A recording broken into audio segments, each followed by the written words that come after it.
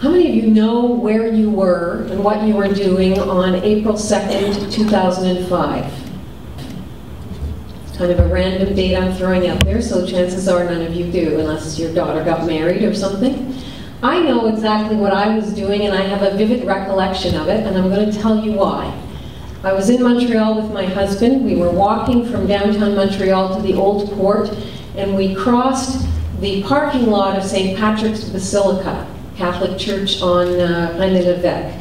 As we crossed the parking lot, a camera crew approached us and said, "The Pope has just died.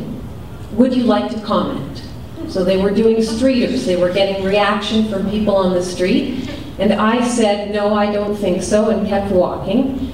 And the love of my life stopped and said, "Sure, I'll comment." And I turned around stunned, wondering what is he going to say.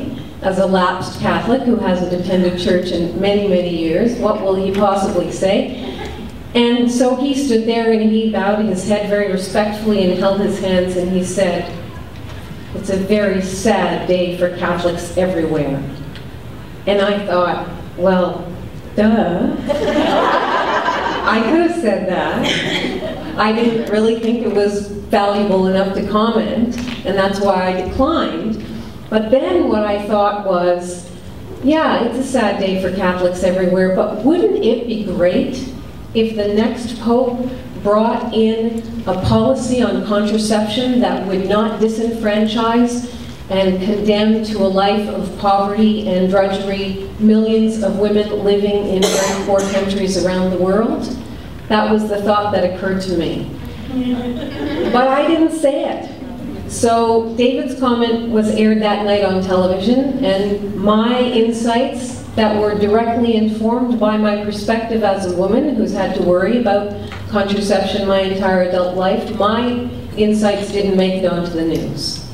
And that's just one story of thousands I could recount, and that you could probably think of now that I've shared this particular story with you. Saying that, usually the journalist wants one sound bite, 5 minutes, and the chances of me being called or you being called means that you already know more than most of their listeners, or you wouldn't be called in the first place. Why do women decline to engage in workshops and the research that we've been doing with women? We ask women, you know, when you get called, why do you decline the interview? And these were the reasons that they've shared with us. Often women are time challenged. They're sandwich generation, taking care of parents as well as their kids. They're working full time, they're doing volunteer work.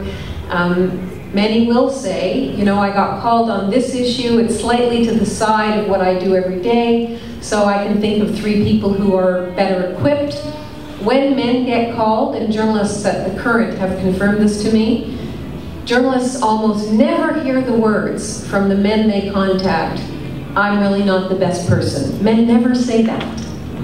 And it's not because they all think they are necessarily the best person, although some of them probably do, but they don't immediately think there are 3 women, or there are 3 other people in my field who know more than I do, therefore I shouldn't comment. They don't go there. They think, do I know more than most people?